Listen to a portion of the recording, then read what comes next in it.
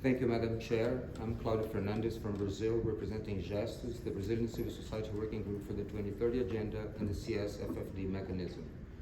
I start by reminding the audience that developed countries became developed through public investment. Private capital does help, but if not properly regulated, it simply cannot bring solutions to the sustainable development transition.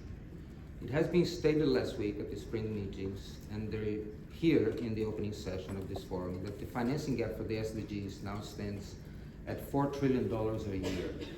At the same time, since the approval of the 2030 Agenda, there has been a substantial increase in companies' shares, buybacks, and dividends distributions that amount in average to $3.7 trillion a year.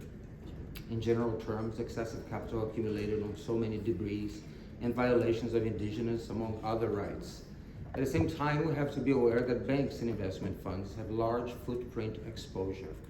So new financial mechanisms such as blended finance and old public-private partnerships on steroids and bonds, debts with guarantees, have been amplified to provide incentives to attracting the risk private capital investment in climate and infrastructure.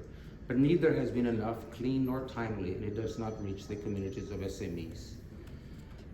Excellencies, the environmental and social crisis will not go away, so we need taxes. Taxes the super rich, as has been proposed by the G20, tax to curb commercial determinants of non-communicable diseases and high-level financial speculation. The environmental and social crisis will not go away, and it requires consistent and timely amount of resources to be solved. As Ms. Duflo pointed out last week, it is a moral imperative to build a consistent stream of revenues to fix continuous problems. To conclude, private capital needs to be tapped, but neither at the expense of the scarce public resources nor the rights-based social contract. Thank you very much.